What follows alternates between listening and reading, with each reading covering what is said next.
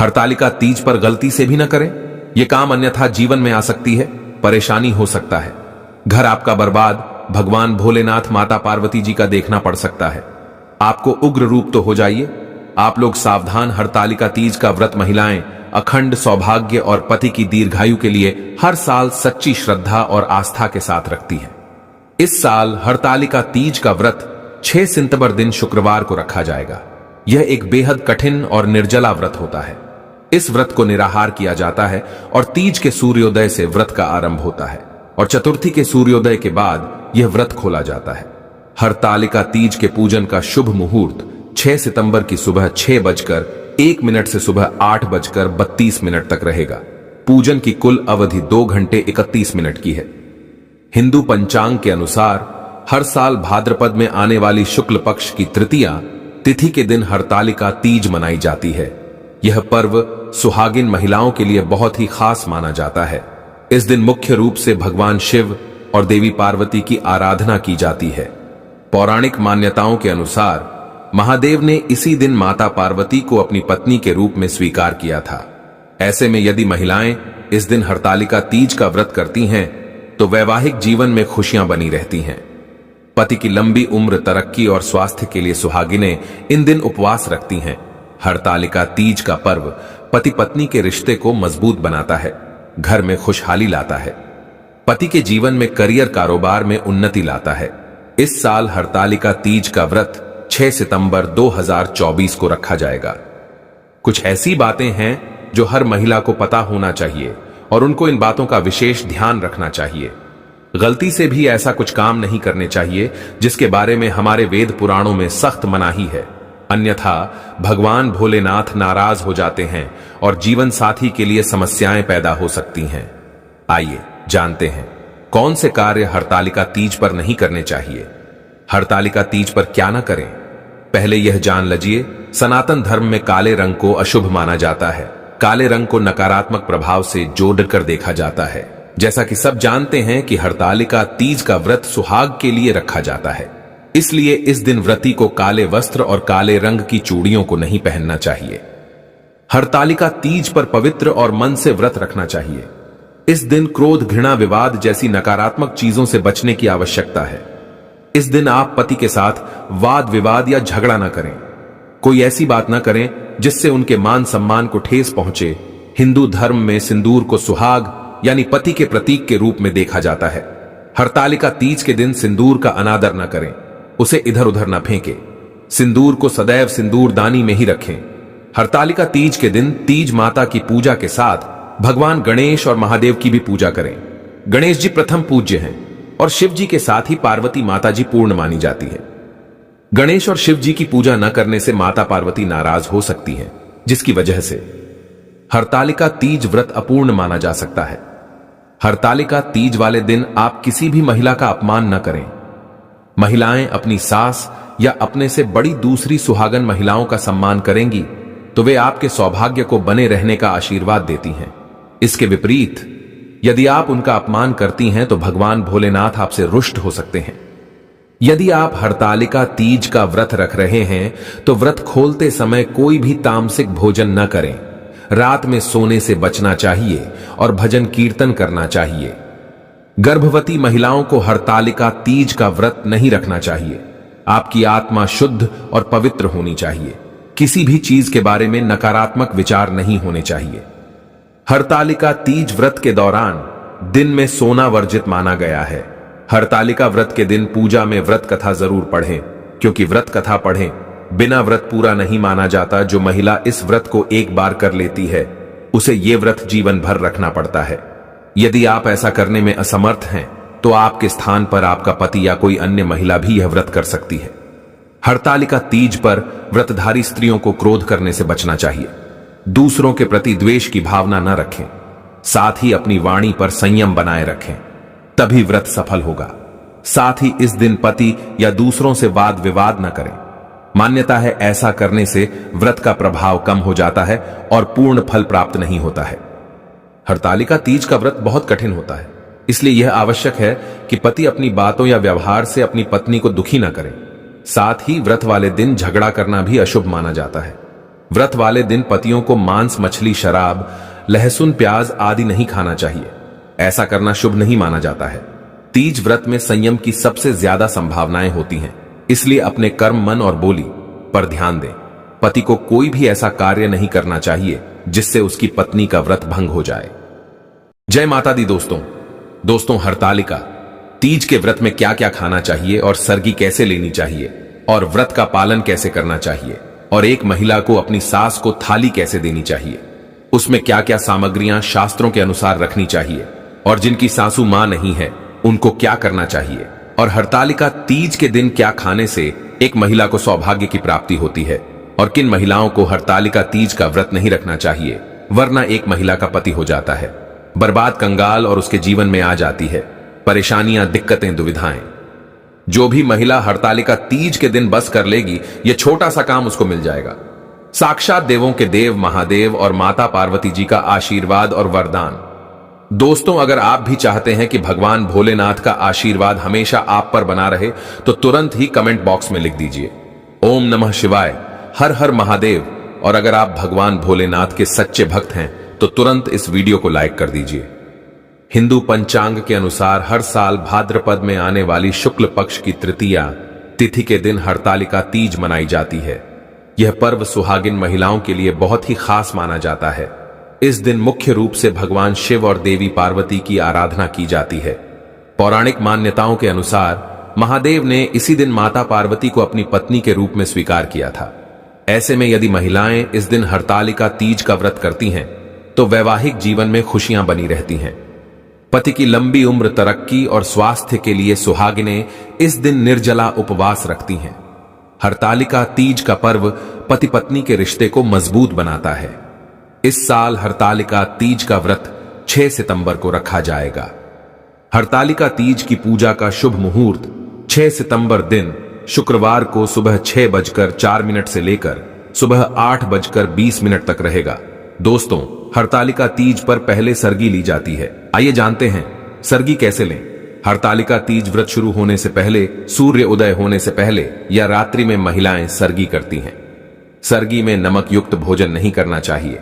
साथ ही में सरगी में बहुत ही भारी भोजन नहीं करना चाहिए जिससे आपको उपज की समस्या हो सकती है। सरगी में फल जूस, नारियल पानी, ड्राई फ्रूट्स और मुरब्बा खा सकते हैं। अगर आप इस व्रत को निर्जला नहीं रखना चाहती हैं तो व्रत रखने से पहले अपना संकल्प जरूर ले लीजिएगा। पारण में शामिल करें। यह चीज हरतालिका तीज के अगले दिन पारण किया जाता है। मान्यता है चतुर्थ तिथि लगने के बाद ही पारण करना चाहिए। व्रत का पारण कभी भी नमक युक्त भोजन से नहीं करना चाहिए। आप पानी, शरबत या मीठे से अपना व्रत खोल सकते हैं। पारण में आप धीरे धीरे पानी को ग्रहण कीजिएगा, फिर किसी मीठी चीज का सेवन कीजिएगा। मीठी चीज खाने के बाद ही आप नमक से बनी किसी चीज का सेवन कीजिएगा। दोस्तों, शास्त्रों के अनुसार माना जाता है कि हरतालिका तीज वाले दिन बेल फल माता पार्वती जी और भगवान शिव जी को अर्पित करने के बाद पूरे परिवार को खाना चाहिए। ऐसा करने से एक घर में हमेशा मिठास बनी रहती है। एक घर पर सदैव भगवान भोलेनाथ, माता पार्वती जी की कृपा बनी रहती है। एक घर में कभी भी धन की कमी नहीं होती है। एक घर में धन आने के रास्ते खुल जाते हैं। ऐसे घर की बरकत होती है, उन्नति होती है। हरतालिका तीज वाले दिन बेल खाना बहुत ही ज्यादा शुभ, कल्याणकारी, सौभाग्यशाली माना जाता है। इस दिन बेल का फल घर के लोगों को अवश्य ही खाना चाहिए। शास्त्रों में वर्णित है कि हरतालिका तीज के दिन कोई भी व्यक्ति अगर बेल के फल को किसी भी गरीब व्यक्ति को दान करता है तो उस व्यक्ति को मोक्ष की प्राप्ति होती है। उस व्यक्ति के लिए स्वर्ग के दरवाजे खुल जाते हैं। ऐसे व्यक्ति पर सदैव भगवान भोलेनाथ, माता पार्वती जी की कृपा बनी रहती है। दोस्तों, व्रत संपूर्ण होने के बाद सास को थाली दी जाती है। अब चलिए जानते हैं कि थाली में कौन कौन सी सामग्रियों को रखना चाहिए जो हमारे वेद पुराणों के अनुसार बहुत ही शुभ मानी जाती है। इसके दिए बिना आपका व्रत अधूरा माना जाएगा। थाली में आप सुंदर साड़ी, बस साड़ी सफेद कलर की नहीं होनी चाहिए। बिंदिया, बिछिया, चूड़ियां, नेल पॉलिश, कंघी, मिठाइयां अवश्य रखें। अगर आपकी सासू मां नहीं है तो आप इसे नारद को दे सकते हैं या बाहर किसी भी बुजुर्ग महिला को आप इसे दे सकते हैं जिसे आप अपना मानते हैं और उनका आशीर्वाद अवश्य ही ले लें, तभी व्रत संपूर्ण सफल माना जाता है। दोस्तों, हरतालिका तीज के व्रत में महिलाओं को कभी भी तीज माता को यह 3 चीज अर्पित नहीं करनी चाहिए। गलती से भी ये 3 चीज अगर कोई महिला तीज माता को अर्पित कर देती है तो उनका व्रत खंडित हो जाता है, उनके पति पर घोर विपदाएं आ जाती हैं। ऐसा घोर पाप कभी मत करना, आइए जानते हैं। सबसे पहली चीज है टूटे हुए चावल, टूटी हुई चौकी या खंडित चौकी बिल्कुल भी पूजा में इस्तेमाल नहीं होनी चाहिए। चौकी पर लाल कपड़े के अलावा कोई भी कपड़ा नहीं बिछाना चाहिए। मंदिर में भूलकर भी माचिस नहीं रखनी चाहिए, बहुत ही ज्यादा अशुभ माना जाता है। इस दिन फलों में नाशपाती कभी भी माता रानी जी को अर्पित नहीं करना चाहिए। हरतालिका तीज वाले दिन किसी भी महिला को ना तो सफेद कपड़ा पहनना चाहिए, ना सफेद कपड़ा दान करना चाहिए। इसे हमारे हिंदू धर्म में बहुत ही अशुभ बताया गया है। हरतालिका तीज वाले दिन हरे, पीले, लाल रंग के कपड़े पहनना बहुत ही ज्यादा शुभ बताया गया है। दोस्तों, हरतालिका तीज वाले दिन माता रानी जी को श्रृंगार अर्पित किया जाता है। श्रृंगार हमेशा नया होना चाहिए, टूटा हुआ श्रृंगार कभी भी अर्पित नहीं करना चाहिए। माता रानी जी की पूजा में कलश को हमेशा लिटाकर रखना चाहिए। खराब नारियल माता रानी जी को अर्पित नहीं करना चाहिए तथा माता रानी जी की पूजा में टूटे हुए चावलों का भूलकर भी प्रयोग नहीं करना चाहिए। दोस्तों, हरतालिका तीज के दिन भूलकर भी एक महिला को किसी की चुगली या बातें नहीं करनी चाहिए। हरतालिका तीज वाले दिन पति पत्नी को दूरी बनाकर रखना चाहिए, सात्विक भोजन करना चाहिए। हरतालिका तीज वाले दिन घर में बड़े बुजुर्गों की अच्छे से सेवा होनी चाहिए। इस दिन मुख से गंदे विचार, गंदी बातें भूलकर भी किसी को नहीं बोलनी चाहिए, क्योंकि यह व्रत पति से संबंधित है, इसीलिए पति का सम्मान करना चाहिए। पति से भूलकर भी गलत शब्दों का इस्तेमाल नहीं करना चाहिए। इस दिन लहसुन प्याज का खाना घर में भूलकर भी नहीं बनना चाहिए। मांस, मदिरा, शराब, अंडा, मछली यह सब अगर घर में हो तो हरतालिका तीज वाले दिन इसको हटाकर उस जगह पर गंगा जल का छिड़काव कर देना चाहिए। शास्त्रों में, वेद पुराणों में साफ साफ लिखा हुआ है, जो भी महिला हरतालिका तीज का व्रत नहीं रख सकती है उनको सिर्फ हरतालिका तीज वाले दिन हरी चूड़ी, हरी साड़ी पहन लेनी चाहिए। घर में सात्विक भोजन बनाना चाहिए, बड़ों का मान सम्मान करना चाहिए, पति के साथ घुल मिलकर रहना चाहिए, मेकअप, श्रृंगार आदि अच्छे से करना चाहिए। इससे एक घर की बरकत होती है, घर की उन्नति होती है, घर में माता तीज की कृपा बनी रहती है, घर में सकारात्मक ऊर्जा का वास होता है, देवी देवता उस घर में वास करने आते हैं। मासिक धर्म में हरतालिका तीज का व्रत एक महिला को जरूर रखना चाहिए, लेकिन देवी देवताओं को स्पर्श नहीं करना चाहिए। व्रत का पालन आपको बिल्कुल वैसे ही करना चाहिए जैसे आप और दिनों में करती हैं। इससे आपको उतने ही फल की प्राप्ति होगी जितने आप हकदार हैं। दोस्तों, हरतालिका तीज के दिन शाम के वक्त 3 चीज भूलकर भी किसी को नहीं देनी चाहिए, वरना उस घर पर बहुत सारी परेशानियां आ जाती हैं। घर में नकारात्मक ऊर्जा का वास हो जाता है, घर की बरकत, उन्नति पूरी तरह से रुक जाती है। उस घर में कभी भी देवी देवता वास करने नहीं आते हैं। दोस्तों, पहली चीज, नमक शास्त्रों में, वेद पुराणों में साफ साफ लिखा हुआ है कि हरतालिका तीज वाले दिन भूलकर भी एक व्यक्ति को नमक की खरीदारी नहीं करनी चाहिए, और हरतालिका तीज वाले दिन शाम के वक्त नमक का दान तो भूलकर भी नहीं करना चाहिए, वरना घर में कभी भी धन की बरकत नहीं होती है। दूसरी चीज है तेल। शाम ढलते ही हरतालिका तीज वाले दिन घर का तेल किसी भी व्यक्ति को नहीं देना चाहिए, न किसी भी व्यक्ति से तेल उधार लेना चाहिए। तीसरी चीज है दूध। हरतालिका तीज वाले दिन शाम होने के बाद किसी को भी न दूध देना चाहिए, न किसी से भी दूध लेना चाहिए, वरना एक घर में कई प्रकार की परेशानियां अपने आप आ जाती हैं।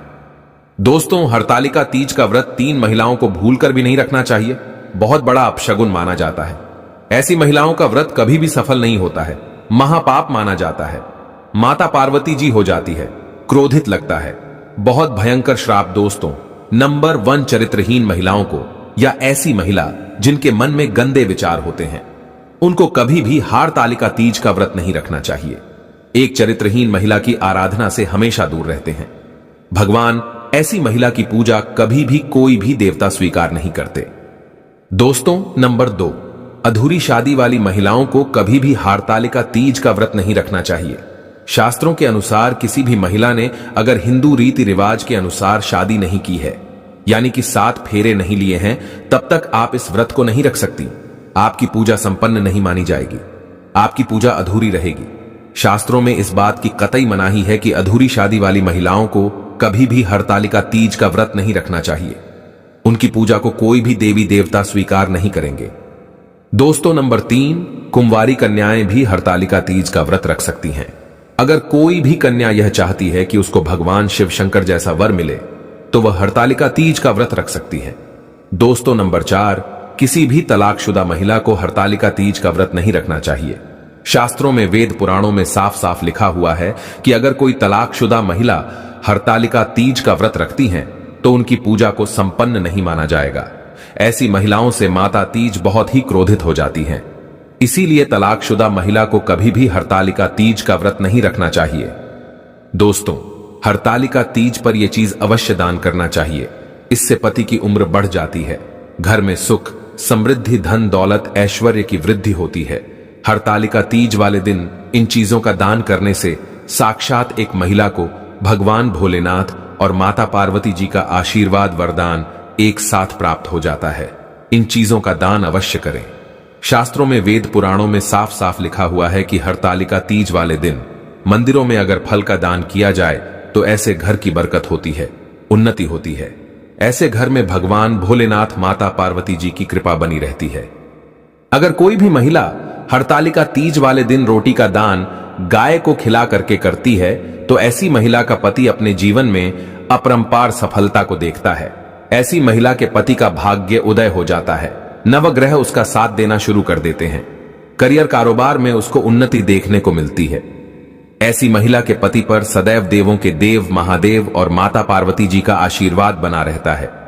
हरतालिका तीज वाले दिन गाय को रोटी फल खिलाने से माता तीज की कृपा एक महिला को अवश्य ही प्राप्त होती है। हे माता लक्ष्मी शुक्रवार की, आपकी इस वीडियो को जो भी लायक करें उसकी जन्म जन्मांतर की गरीबी को दूर कर देना, उसके दुख दर्द दूर कर देना। जय माता लक्ष्मी। दोस्तों, जैसे कि हमारे सप्ताह में जो हिंदू धर्म में सभी जो दिन है यह अलग अलग देवी देवताओं को समर्पित होते हैं। शुक्रवार का दिन मां लक्ष्मी को समर्पित है और महालक्ष्मी को धन की देवी कहा जाता है। मां लक्ष्मी धन, सुख, संपत्ति, ऐशो आराम तथा धन संपदा की देवी कहीं जा आती हैं। तो वीडियो को ध्यान से देखना। आज की इस वीडियो में मैं आप लोगों को शुक्रवार के दिन वह ऐसी कौन सी गलतियां हैं जो नहीं करना चाहिए, और शुक्रवार को संतोषी माता का व्रत भी किया जाता है, पूजा की जाती है, तो इस दिन क्या खाना चाहिए और क्या नहीं खाना चाहिए, जिससे परिवार में दोष ना लगे। और शुक्रवार के दिन किए जाने वाले उपाय बताऊंगा।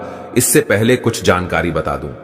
हमारे धर्मशास्त्र कहते हैं कि माता लक्ष्मी प्रत्येक मनुष्य के द्वार 7 बार आती है, लेकिन कई ग्रंथों में ऐसे लिखा है कि प्रत्येक शुक्रवार को माता लक्ष्मी हर मनुष्य के द्वार पर आती है।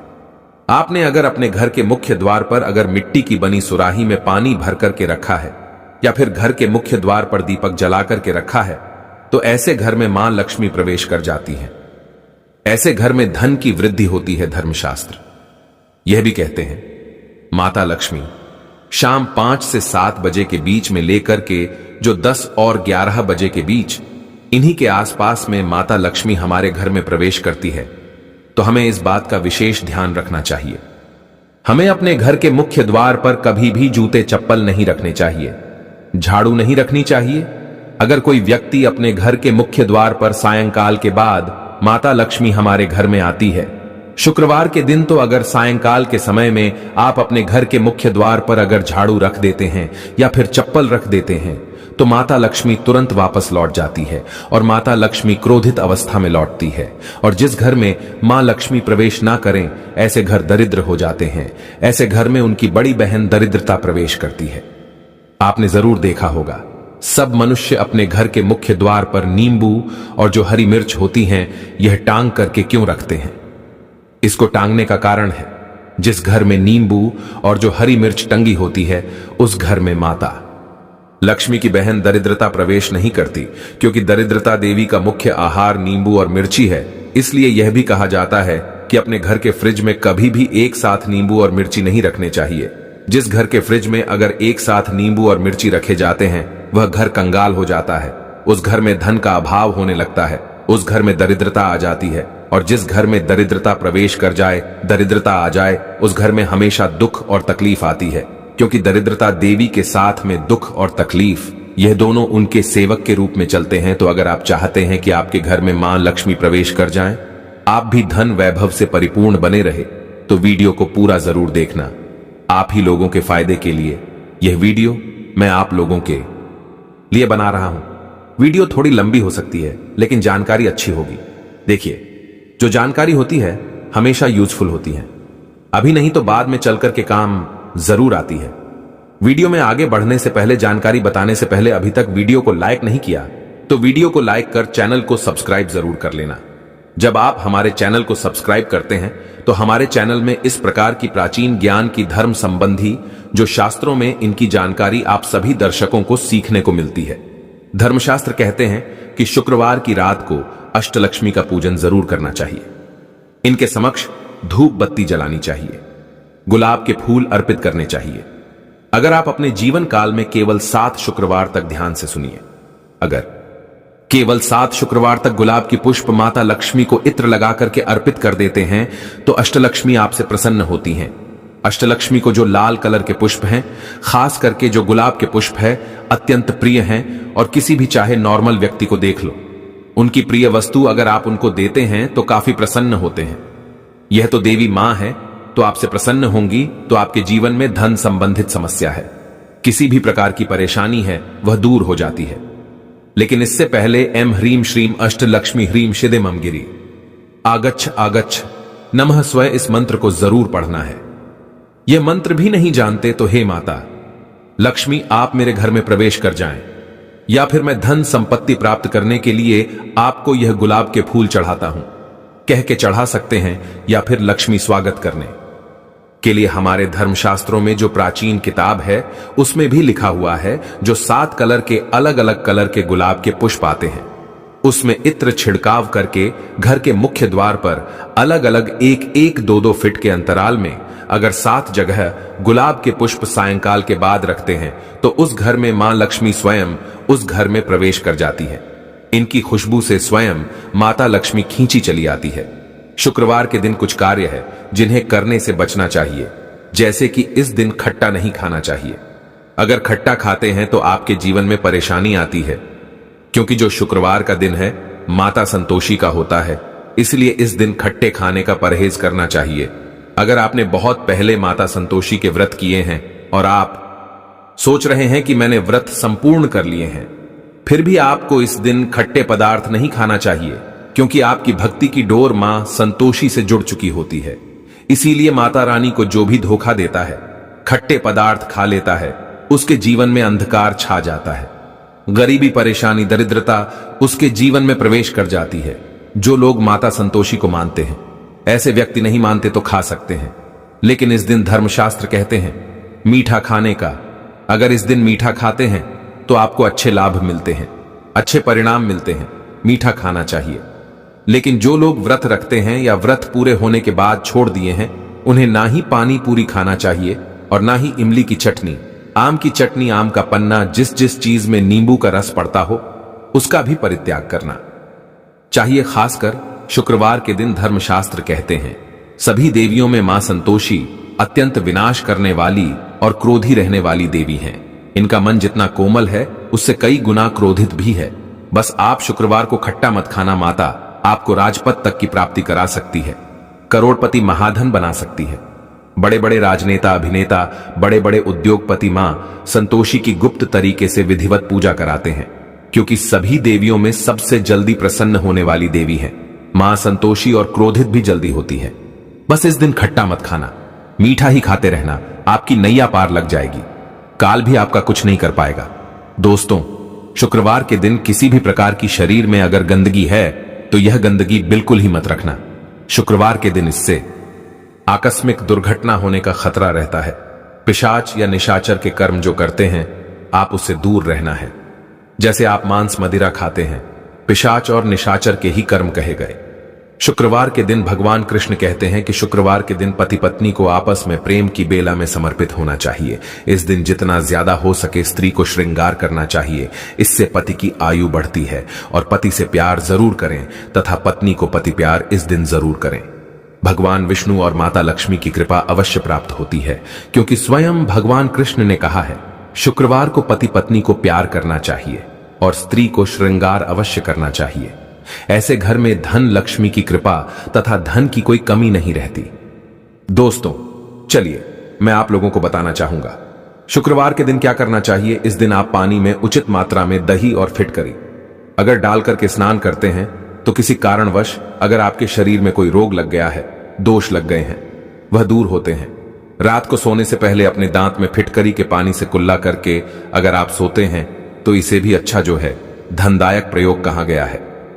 मां लक्ष्मी की उपासना करना चाहते हैं तो इस दिन जो है माता लक्ष्मी के लिए खीर बना करके खीर माता लक्ष्मी को चढ़ा सकते हैं, स्वयं खा सकते हैं। मोती की माला भी अति उत्तम कही गई है। शुक्रवार के दिन मोती की माला पहनने से हमारे जीवन में आकस्मिक परिवर्तन होता है। कहने का मतलब है अचानक ऐसा जीवन में परिवर्तन आ जाता है जिसकी आप कल्पना नहीं कर सकते। यानी जीवन में आपको आगे बढ़ने में, आपकी प्रगति करने में, प्रोग्रेस करने में काफी मदद करती है। मैं कई बार बोल चुका हूं कि जो मोती की माला है, अगर इसे कोई व्यक्ति शुक्रवार के दिन धारण करता है तो मन हमेशा शांत रहता है। जिनका बीपी बढ़ जाता है ऐसे व्यक्ति को मोती की माला जरूर धारण करनी चाहिए। बीपी बिल्कुल ही कंट्रोल में रहता है, गुस्से नहीं आने देता। शरीर में देखिए जो माता लक्ष्मी का स्वभाव है, जो शुक्र का स्वभाव है, देखिए शुक्रदेव और जो माता लक्ष्मी है दोनों को धनदायक कहा गया है। तो शुक्रवार के दिन जो शुक्रवार की जो प्रकृति है मृदु है, एकदम मीठी है, तो इस दिन लाल चंदन हमें लगाना चाहिए। नृत्य कला, गायन, संगीत, यह सब क्षेत्र से जुड़े जो भी कार्य करना चाहते हैं इसी दिन आपको शुरुआत करना चाहिए शुक्रवार को। क्या करने से धन आता है? तो ज्योतिष शास्त्र के अनुसार शुक्रवार के दिन माता लक्ष्मी को प्रसन्न करने के लिए सबसे पहले मां लक्ष्मी की पूजा अर्चना करनी चाहिए। इसके बाद लक्ष्मी सूक्त का पाठ या श्री सूक्त का पाठ या कनकधारा स्तोत्र का पाठ कर सकते हैं। इससे धन की बारिश होती है। कहने का मतलब है कि अगर आपके जीवन से माता लक्ष्मी नाराज हो चुकी हैं, आपके घर में धन आने के सभी मार्ग बंद हो चुके हैं, तो इसे अति उत्तम एवं ब्राह्मण उपाय बोला है। आप में से अधिकतर ऐसे मूर्ख भी लोग हैं जो कि वीडियो को देखते हैं कि यह सब पाठ करने से, पूजा पाठ करने से कुछ नहीं होता। अरे मूर्ख, अगर आप सही तरीके से देवी देवताओं की पूजा पाठ करते हैं, जिनके प्रति आपकी आस्था है, आप बिल्कुल ही श्री सूक्त का पाठ करें, कनकधारा स्तोत्र का पाठ करें, लक्ष्मी माता के लिए प्रसन्न करने के लिए उनके 1000 नाम का पाठ करें। नित्य आपको करना है। प्रत्येक शुक्रवार को अगर आप श्री सूक्त का पाठ करते हैं तो हम 101% स्टैंप पेपर में लिख के गारंटी दे सकते हैं, आपकी गरीबी मिटने से दुनिया की कोई शक्ति नहीं रोक पाएगी। दोस्तों, धीरेन्द्र शास्त्री को ऐसे ही सिद्ध की प्राप्ति नहीं हुई है, कठोर तपस्या और सच्चे हृदय से जाप करना पड़ता है। अगर ये बातें झूठी होती तो धीरेन्द्र शास्त्री को आज सिद्धि प्राप्त कभी नहीं होती। ईश्वर है तो भक्त है, भक्त है तो ईश्वर है। अच्छी शक्ति भी है और बुरी शक्ति भी है। यह ब्रह्मांड ऐसे ही नहीं चलता। बस मन में सच्ची आस्था रखें, आपकी भी पुकार ईश्वर अवश्य सुनेगा। थकना नहीं, हारना नहीं, बस लगन और आस्था ईश्वर में बनाए रखें, आपका बेड़ा पार हो जाएगा। दोस्तों, गरीबी का मतलब है कि आपके जीवन में जो चल रही पैसों की समस्या है, किसी भी प्रकार की समस्या हो, समस्या समाप्त हो जाएगी। मेहनत तो आपको करनी पड़ेगी, लेकिन अगर आप पूजा पाठ करते हैं, स्तोत्र का पाठ करना शुरू कर देते हैं, एक निश्चित आपको मात्रा तैयार कर लेनी है कि मैं इतना पाठ करूंगा। श्री सूक्त का जैसे कि 21 है, 11 है, 100 है, इस प्रकार पाठ का संकल्प लेना हो सकता है और भी फलकारी होता है। अच्छी मेहनत के साथ साथ ईश्वर का साथ भी हमें चाहिए होता है। अच्छे कर्म सद्भावना के साथ करें, पूजा पाठ करते रहे, कर्म करते रहे, मेहनत करते रहे। भगवान आपके बलिदान को कभी नहीं भूलते। तो आपको करना क्या होता है? प्रत्येक शुक्रवार को श्री शुक्ता का पाठ करते हैं, लक्ष्मी शुक्ता का कनकधारा स्तोत्र का पाठ करते हैं, तो आपके जीवन में धन का अभाव नहीं होगा। सही तरीके से पाठ भी करना जरूरी है। फिर आप में से लोग बोलने लगेंगे, गुरुजी हम पाठ करते हैं फिर भी फल नहीं मिलता। संकल्प लेना जरूरी है। मैं इस कार्य हेतु आपका पाठ करने का संकल्प लेता हूं। कार्य बोलते हुए आपको जल लेना है।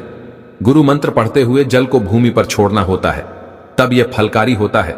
इसीलिए कहते हैं गुरु का साथ होना अति आवश्यक है। यदि आपका कोई सच्चा गुरु है तो वह आपको हर ऐसी परिस्थितियों के बारे में बताएगा, पूजा पाठ के बारे में बताएगा, जिससे आपका बेड़ा पार हो जाएगा, नैया पार लग जाएगी। इसीलिए गुरु पूर्णिमा मनाई जाती है। गुरु होना उतना ही जरूरी है जितना कि हमारे माता पिता से बढ़कर भी गुरु को दर्जा दिया जाता है। गुरु ईश्वर से बढ़कर होता है।